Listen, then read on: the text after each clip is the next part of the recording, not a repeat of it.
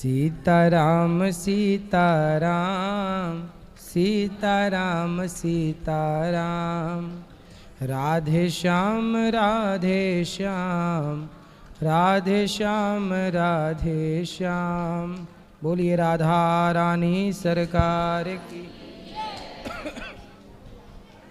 गौरी गोपाल भगवान की जय। आप सब भक्तन की। प्रश्नोत्तरी में जिनको प्रश्न करना है उनको हाथ उठा लेना चाहिए। बस खड़े हो जाओ, छोड़िए।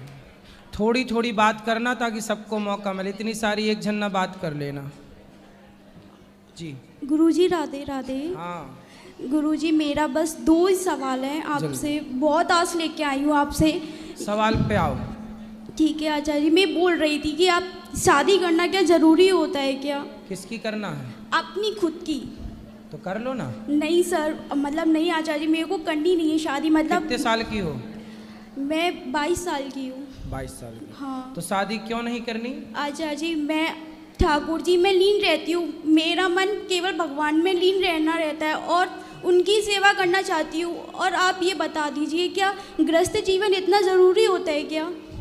वैसे ही आजकल लड़कियां कम हैं, लड़के बेचारे उनका ब्याह हो ही नहीं रहा है। एक का और हक मार के तुम और बैठना चाहती हो, बड़ा पाप लगेगा तुम्हें ऐसे में। नहीं आचार्य जी। इसलिए शादी करो और जिससे ब्याह हो उसी को परमेश्वर मानो, वही तो है। सीता मैया से बड़ी साधक हो क्या आप? नहीं आचार्य। सीता मैया ने भी विवाह करके गृहस्थी बसाई कि नहीं? माता अनुसुईया तो इतनी पावर रखती थी कि ब्रह्मा विष्णु महेश को बुला लेती थी। इतनी बड़ी तपस्वी महिला थी, पर उन्होंने भी विवाह किया। माता अरुंधति ने वशिष्ठ जी से विवाह किया। हमारे यहाँ कौन महिलाएं ऐसी रही हैं जो बिना विवाह के रह गई हों? गृहस्थ धर्म बताओ, कोई साधु कोई संत क्या गृहस्थ से बड़ा है? नहीं। यदि गृहस्थ सदाचार का पालन करे, सदाचार का पालन करे, तो बड़े बड़े साधु संत भी उन गृहस्थों को प्रणाम करते हैं जो गृहस्थ धर्म से नियम से अपना जीवन गुजारते हैं। हमारे गुरुजी गृहस्थ हैं, थे, अब तो भगवत धाम चले गए। हमारे गुरुजी की पत्नी हैं, हमारी गुरु माता आज भी हैं। अभी हमारे गुरुजी पिछले वर्ष होली में भगवान के घर चले गए। वो गृहस्थ थे, लेकिन देखो हमारे पूज्य राजेंद्र दास जी है ना, इतने बड़े संत हैं, वो विरक्त संत हैं। लेकिन वो विरक्त संत हो करके हमारे गुरुजी जो गृहस्थ थे उनके पांव धो करके, पूज्य श्री मलुक पीठ वाले महाराज जी हमारे गुरुजी के पांव धो के पीते थे। जबकि मलुक पीठ वाले महाराज जी विरक्त संत हैं, वो साधु हैं, पर वो साधु एक गृहस्थ आचार्य के चरण धो के पी रहे हैं। हमारे गुरुजी कौन है? हमारे गुरुजी ने भी उनको पढ़ाया है, तो वो भी अपना गुरु मानते हैं इनको। और गृहस्थ में रह के कोई साधु संत रह के ऐसा क्या सदाचार का पालन करेगा जो हमारे गुरुजी ने गृहस्थ में रह के करके दिखाया है। गृहस्थ में रह के जो आप कर सकती हो ना बेटा, वो साधु बन के कर सकता है कोई? गृहस्थ बेटा, साधु पैदा कहाँ होता है? गृहस्थ के घर में। भगवान अवतार कहाँ लेते हैं? गृहस्थ के घर में। दशरथ कौशल्या कौन थे? विरक्त थे कि गृहस्थ थे? देवकी वसुदेव विरक्त थे कि गृहस्थ थे? फिर गुरुजी मेरा मन केवल भगवान में ही रहता है, ऐसा नहीं है कि मैंने कब कहा कि अपना मन भगवान से हटाओ? नहीं, भगवान में तो गृहस्थ के बाद भी लग सकता है ना। आपकी बात सही है, पर लेकिन जो सेवा होती है वो कैसे होगी फिर? अभी क्या सेवा करती हो? मैं बहुत बड़ा भक्त हो, फिर वो राष्ट्र की सेवा करे, ऐसी ना होता। सारे आप जैसे अच्छे लोग शादी ना करोगे तो क्या होगा फिर? बताओ। अब क्या विचार है आपका? सोचती हूँ आचार्य जी। सोच के बताना। आचार्य जी दूसरा सवाल और है मेरा कि बता। गुरु बनाना क्या ज़रूरी होता है क्या? मतलब भगवान में ऐसे मतलब मैं ये कहना चाहती हूँ कि गुरु के बिना भगवान नहीं मिल सकते। स्कूल जाने की क्या ज़रूरत है, फिर घर बैठे ही बच्चे पढ़ लें। वो बात आपकी सही है, पर लेकिन मैं कहने का मतलब मैं भी ये जानती हूँ कि राम जी ने भी गुरु बनाए थे, ठाकुर जी ने भी गुरु बनाए थे, सब गुरु बनाते, गुरु के बिना भगवान नहीं मिलती, ये सब बोलते हैं। और मैं लेकिन मैं ये बोलना चाहती हूँ कि अब गुरु के बिना हो नहीं सकता क्या कुछ भी? गुरु अभी आपका गुरूर मिटा नहीं है। गुरूर मतलब घमंड। जब तक व्यक्ति का गुरूर होता है तब तक उसे गुरु नहीं मिलते। जब गुरूर टूटता है तब कोई गुरु का साक्षात्कार होता है। तो अभी आपका गुरूर तो इस बात का है ना कि मुझे तो गुरु की ज़रूरत ही नहीं है, मैं तो डायरेक्ट भगवान को पा सकती हूँ। नामदेव जी ने भी ऐसे ही सोचा कि मैं तो डायरेक्ट भगवान से मिल चुका हूँ, मुझे गुरु की ज़रूरत नहीं। फिर भरी सभा में नामदेव जी को कच्चा साबित कर दिया कि ये भगत कच्चा है। नामदेव जी रो पड़े, बोले मैंने 27 बार विट्ठलनाथ जी का साक्षात दर्शन किया, मैं कच्चा कैसे हो सकता हूँ। कहा क्या भाव रखा जाए? तो आपके पिता ने बाजार लगा रखी है। जय गुरु जी। वाह, काहे 5 ब्याह कर रखे हैं? नहीं पता गुरु जी, हमसे भी बड़ा बड़ा उन और सब जो उनके हैं, जो हमसे भी बड़ा बड़ा बेटे हैं उनके। तो मतलब आपकी 5 माता हैं? हाँ, लेकिन घर से थोड़ा दूर दूर में है। तो ब्लैक में है कि वाइट में है?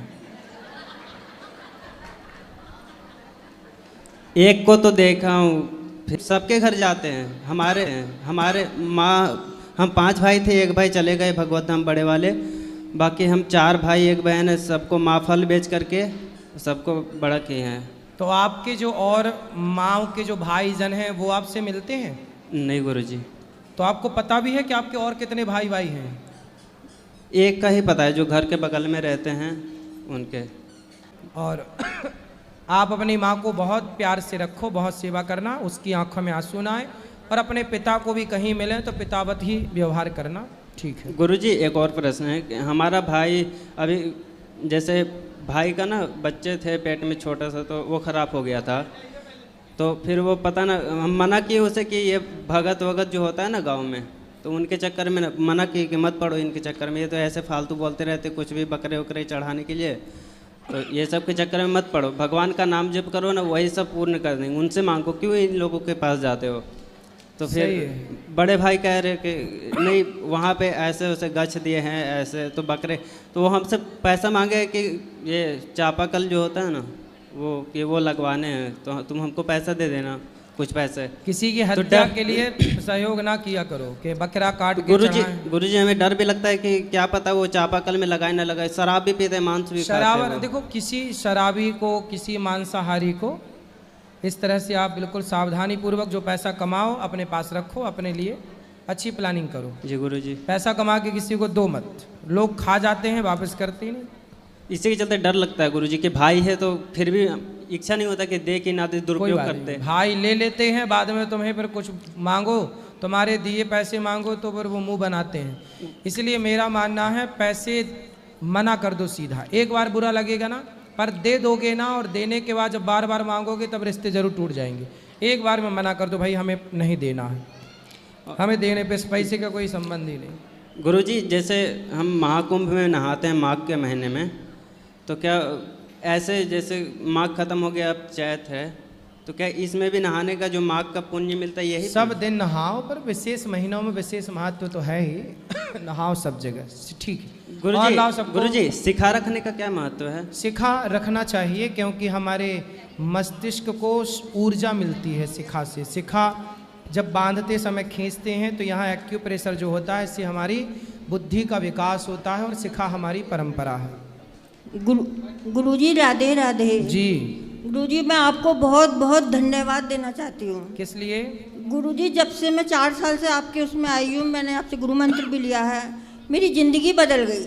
अब मुझे कुछ किसी चीज़ की इच्छा नहीं है, बस यह है कि भगवान की भक्ति में लगी रहूँ बस। अच्छा। और मुझे प्रभु ने इतना अच्छा परिवार दिया, मेरी बहू, बेटी, दामाद, पति सब बहुत अच्छे हैं, मेरा पूरा सहयोग करते हैं। और जो मेरी इच्छा होती है मैं गौरी गोपाल में ये करूँ, मैं कहती हूँ कि मेरा दूसरा घर वृंदावन में गौरी गोपाल है, तो वो पूरा करते हैं। वाह, बहुत तो मैं अच्छी बच्ची उनको है। भी मंच के द्वारा सबको धन्यवाद देना चाहती हूँ, अपने परिवार को भी। सुखी रहे आपका राधे परिवार, राधे गुरु जी। और आप गुरु भी जी, सुखी रहे। एक मेरी गुरु बहन है, वो आ नहीं पाई, स्वस्थ नहीं है, वो आगे आना चाहती हैं, उनके लिए राधे राधे बोल दो। मीनाक्षी जी हैं। बिल्कुल, राधे राधे मीनाक्षी जी को। इस तरफ ले आओ माइक, खड़े हो जाओ, सब बैठे रहना, खड़े ना होना मेरी माँ। बोलो राधे राधे गुरुजी। जी। सबसे पहले तो जितना आपका बिजी शेड्यूल है, उसके बाद भी आप इतने मुस्कुराते हुए आते हो, उसके लिए hats off Guruji. Thank you, हाँ थैंक यू जी। और गुरुजी, Thank मेरा एक क्वेश्चन ये है जी। कि जो अच्छा सोचता है, अच्छा करता है, उसके साथ हमेशा ही बुरा होता है, लोग उसको हमेशा ही बुरा सोचते हैं, क्यों? प्रश्न ही गलत है। क्यों गुरुजी? ये प्रश्न इसलिए गलत है क्योंकि हमने जब आपके साथ अच्छा किया। पर गुरुजी वो बहुत स्ट्रगल करते हैं, जो अच्छा सोचते हैं वो बहुत स्ट्रगल करते हैं। सब प्रकार से आप सबकी व्यवस्थाओं के साथ आपको भरपेट भोजन मिले, ये मेरी नीति है। नीति के तहत मैं आप सबकी सेवा करता हूँ। नीति क्या है? देखो, नीति का मतलब है व्यवस्था। नीति क्या है? आपकी नीति अच्छी है, मतलब आप एक सुलझे हुए व्यक्ति हैं, आप एक अच्छी प्लानिंग करते हैं। गौरी गोपाल में जो आपको भोजन मिलता है, आपको क्या लगता है इसके पीछे की जो प्लानिंग है? हाँ जी गुरुजी। वो प्लानिंग को मैं नीति कह रहा हूँ। हाँ जी। वो नीति है कि प्लानिंग, कितने बजे हमारे कार्यकर्ता तैयार, आप लोग आते हो, आपको पका पकाया भोजन मिल जाता है, लेकिन वो पकाने के लिए जो टीम है, समय से पहुंचाने की टीम है, बांटने की टीम है, गरम गरम ही रहे, ठंडा ना होने पाए, इसकी जो मेरी नीति है। और उस नीति में भी आपने देखा होगा कि दाल चावल सब्जी रोटी है। मैं चाहूँ तो 40 रुपया किलो का चावल आपको खिलाऊं, लेकिन जो आप खा रहे हैं बासमती खा रहे हैं, जो कि 80 से 90 रुपये किलो का चावल है। नीति कहती है कि ना जाने किस रूप में नारायण मिल जाएं। जी गुरुजी। तो मेरी नीति है कि मैं आप सबकी सब प्रकार से व्यवस्थाएं करूं। नीति और नियत। अब मेरी नियत पे आओ। मेरी नियत पे आओगे तो देखो, 40 रुपया किलो का चावल मिलता है, मैं 40 वाला खिलाता, आप लोग मना नहीं करते, लेकिन यहाँ 90 रुपये किलो वाला मिल रहा है। क्यों? मेरी नीयत अच्छी है ना, क्योंकि मुझे लगता है कि पता नहीं किस रूप में भगवान आके भोग लगा करके जाएं। तो क्या आपकी प्लानिंग बेहतर है? चाहे व्यापार के लिए हो, चाहे आपके अन्य कार्यों के, नीति और नियत। आपकी नियत कैसी है? आप किस नियत से काम करते हैं? एक बात बताएं, मैंने कई बार ये बात कथा में कही है कि जिस स्त्री का पति नहीं होता और छोटे छोटे बच्चे होते हैं, उस स्त्री को ना लोग अलग अलग नियत से देखते हैं। हाँ या ना? हाँ जी गुरुजी। लोगों को पता चल जाता है कि इसका तो पति नहीं है, ये तो महिला बेसहारा है, इसके पास तो पैसे भी नहीं है, इसे तो हमारी ज़रूरत पड़ेगी। तो सब लोग अपनी अपनी नियत से उसे देखते हैं। मैंने कथा में एक बार बोला था कि बेसहारा स्त्री के छाती पे हाथ रखने वाले बहुत मिल जाते हैं, लेकिन उसके सिर पे हाथ रख के ये कहने वाले लोग कम है कि तू चिंता मत कर, मैं तेरा भाई बनकर, तेरा पिता बनकर तेरे साथ खड़ा हूँ। और जब आप किसी का साथ देते हैं ना, तो ईश्वर आपका साथ जरूर देते हैं। इसलिए आपकी नियत अच्छी होनी चाहिए। तो मेरी नियत और मेरी नीति, जब मैंने नीति और नियत पे काम किया, उसे ठीक किया, तो आप लोगों ने मेरा साथ दिया। आपका भी साथ देंगे लोग। अपनी नियत और अपनी नीति तो ठीक करो। जी गुरुजी। और एक गुरुजी, एक और वाक्य मैं शेयर करना चाहती हूँ। मैं गुरुजी इन्हीं दिनों में पिछले साल यहीं वृंदावन आए थे गुरुजी।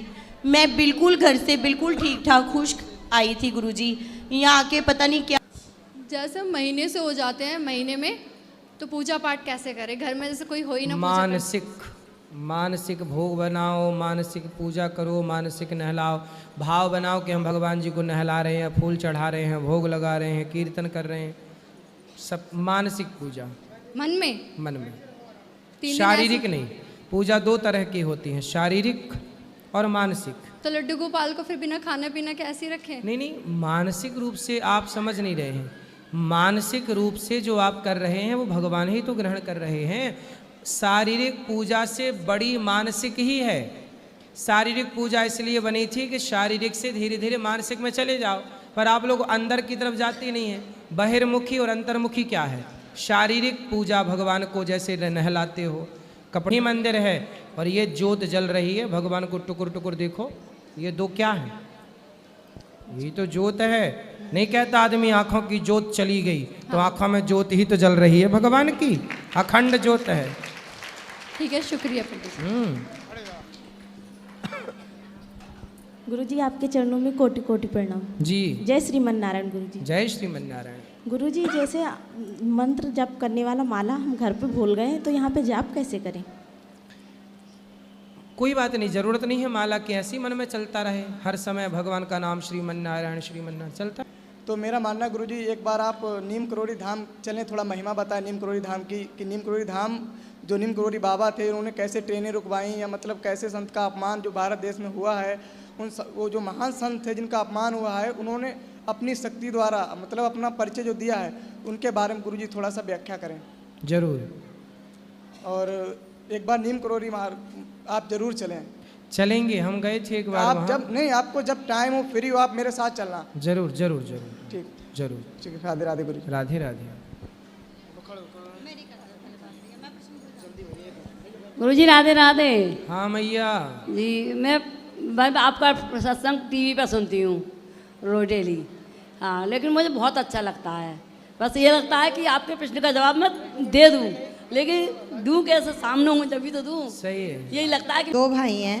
देखो, इसलिए बड़े बुजुर्गों ने बड़ी समझदारी से चीजें बनाई थी, क्योंकि उनको पता था कि तुम्हारा देख दो बेटे हैं, बेटों के साथ नहीं रहती मैया, बेटी के घर में रहती है। और गुरुजी जो मेरी ननंद है वो उन्होंने मतलब मेरे जेठ और जेठानी को अलग कर दिया शादी के 19 साल बाद, और बोलती हैं कि भाई हम तुम्हारी दूसरी शादी करा देंगे और इसको जाने दें। उनकी 19 साल की बेटी है और 14-15 साल का बेटा है, और पता नहीं उनकी बुद्धि पे क्या कर दिया। और हमारे घर पे भी ना बीमारियां मतलब एक के तो बाद ननद ने घर फोड़ा दिया। हाँ जी गुरुजी, ऐसे ही रावण की बहन ने रावण का घर फोड़ा दिया।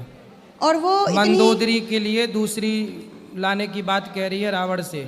और गुरुजी वो अपने आप को मतलब इतनी कृष्ण भक्त भी समझती हैं, बहुत ज़्यादा लड्डू गोपाल की सेवा भी करती हैं। कौन? मेरी ननंद भी, सास भी, सब लोग मंदिर जाते हैं, सब कुछ करते हैं, लेकिन बहुओं को मतलब बेटों को के साथ नहीं रखना चाहती, कहती हैं कि नहीं। हाँ, आपके शहर में आएंगे। बहुत अच्छा लगता है, सपने में आते हैं आप कि गुरुजी हमारे घर आए हैं, बहुत भाव रहते गुरुजी आपके। जरूर आएंगे, हम तेरे शहर में आएंगे कथा सुनाने के लिए। अपने पति में समर्पित रहे, पति के सिवा पर आए पुरुष को न देखे, प्रेम से रहे, एक दूसरे की ज़रूरतें पूरी करें, और पति भी अपनी पत्नी में समर्पित रहे, वो भी अपनी पत्नी के सिवा पर नारी पर दृष्टि न डाले। दोनों एक दूसरे में समर्पित रहें, एक दूसरे के सुख दुख में खड़े रहें, और एक दूसरे के माँ बाप का सम्मान करें। और बच्चे हों जो अपने माँ बाप का, अर्थात आपके बच्चे हैं तो आपका सम्मान करें। तो हर बच्चा अपने माँ बाप का सम्मान करे। यदि हर बच्चा अपने माँ बाप का सम्मान करता होता, हर पत्नी अपने पति का सम्मान करती होती, हर पति अपनी पत्नी का आदर करता होता, तो आज समाज में इतनी अव्यवस्था ही ना होती जितनी दिख रही है। धन्यवाद गुरुजी।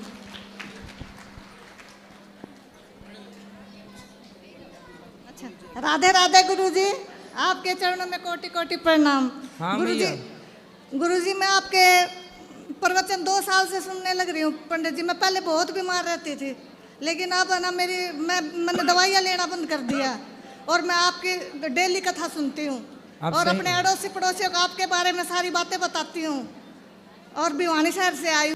तो हमको अचंभा होता था कि ये कैसे हो रहा है। जब हमने गौरी गोपाल में आकर देखा तो हमको ऐसा लगा कि वास्तव में ये कार्य भी हो सकता है। तो महाराज जी मैं बहुत प्रभावित हूँ, और मैं किसी तरीके से गौरी गोपाल से जुड़ना चाहता हूँ। बिल्कुल, आप जुड़े हैं, जुड़े ही रहे सदा। और महाराज जी एक छोटा सी 2 लाइन भजन की सुना चाहता हूँ। सुनाओ।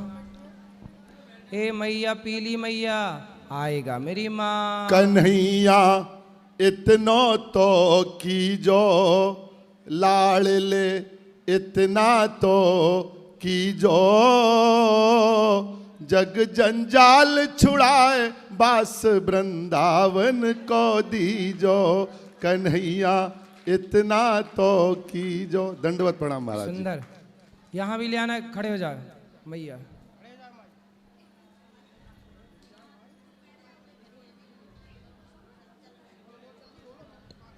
गुरुजी आपके चरणों में कोटि कोटि प्रणाम।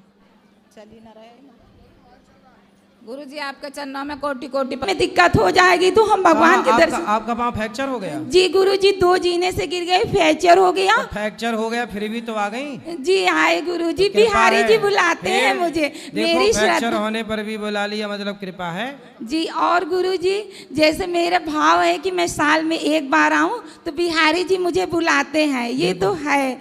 लेकिन गुरुजी एक सवाल मेरा आपसे और है गुरुजी, जैसे मेरा भाव था कि मैं मंदिर जाती हूँ तो मंदिर में मुझे भगवान मिल जाए, तो मैं गई मंदिर और मुझे लड्डू गोपाल मिले, तो मैंने उनको पूरी श्रद्धा से मस्तक से लगाया और उनको घर पे लेके आई।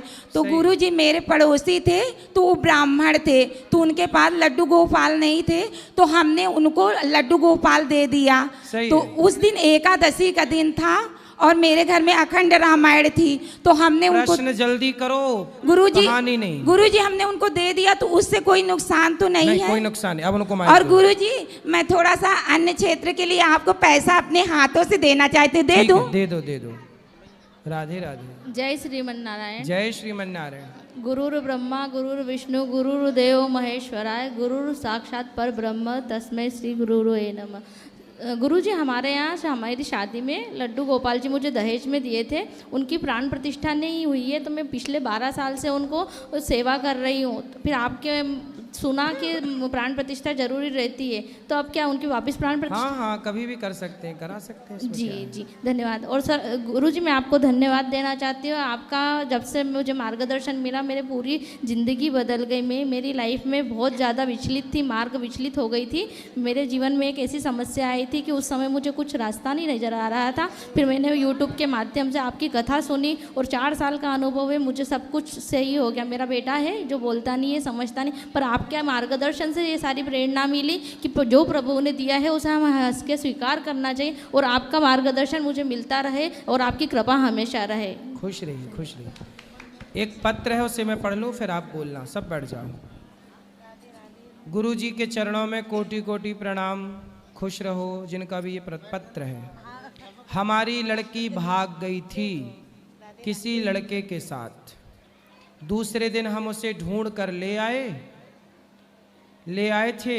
कहीं पर भी अब रिश्ता करते हैं तो रिश्ता होता नहीं है, बीच में ही टूट जाता है, और लड़के वाले ज़्यादा पैसे मांगते हैं।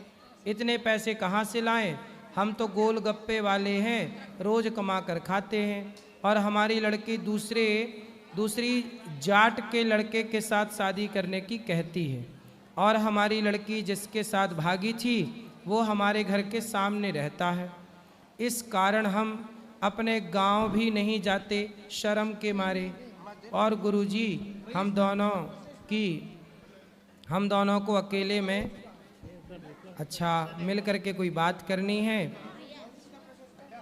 लड़की के माता पिता हैं हम, पिता का नाम है ठीक है, माँ का नाम है ठीक है। लड़की है सामने वाले मोहल्ले में, सामने घर के सामने वाले लड़के के साथ भाग गई। लड़की तो भाग गई और भाग के वापस आ भी गई, लेकिन अब शर्म के मारे उस गांव में जाया कैसे जाए? बात सही है, ये दुनिया समाज कहाँ जीने देती है। अब सोचो लड़की की गलती के कारण माँ बाप को घर छोड़ के भागना पड़ रहा। ये वैसे मैया ये जिनका पत्र है, आपकी क्या गलती? आपकी कोई गलती नहीं, आप तो अपने गांव में रहो, प्रेम से रहो, लेकिन आपकी बेटी को समझा के रखो। प्यार कर लिया, ये सब सही है? नहीं। फिर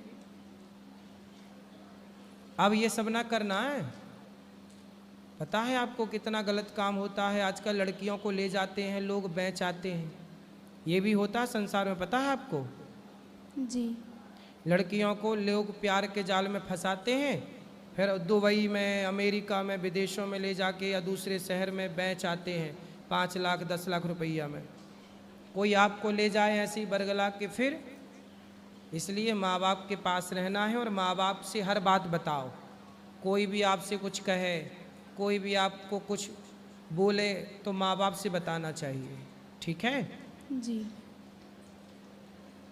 अब तो गलती नहीं करोगी ना? नहीं। अब माँ बाप के साथ रहना, माँ बाप के काम में हाथ बटाना, और बेटा गलत काम करने से कभी भी किसी भी लड़के से हमें प्यार व्यार के चक्कर में नहीं पड़ना चाहिए। हमने कई बार कहा है, कोई आपसे प्यार क्यों करेगा, है ना, कोई प्यार आपसे नहीं करता, आपके शरीर से प्यार करते हैं लोग। चिंगम खाई हो? नहीं। चिंगम नहीं खाई हो? टॉफी खाते हैं। चिंगम नहीं खाई हो? अरे फिर कैसे समझाएं? चिंगम को ना लोग खाते हैं और उसे चबा के उसका रस निकाल के थूक देते हैं, उसका बचा हुआ पदार्थ। सही है? हाँ। खाई हो ऐसा वाला कि खाने के बाद रस के बाद उसको थूकना पड़ता है? खाई हो ये वाला? नहीं। नहीं। अच्छा है। तो सुनो, जैसे च्युइंगम को खा के लोग ना चबा कर थूक देते हैं, ऐसे ही लोग आपको अपने झूठे जाल में प्यार में फंसाएंगे, आपका यूज करेंगे, आपका शोषण करेंगे और आपको छोड़ करके चले जाएंगे। ठीक है? जी। क्या समझ में आया आपको? अब दोबारा ऐसी गलती नहीं करूँगी। ठीक है। पढ़ाई थोड़ा कर लो। कितनी उम्र है आपकी? 17 साल। ठीक है, अब पढ़ाई करना है।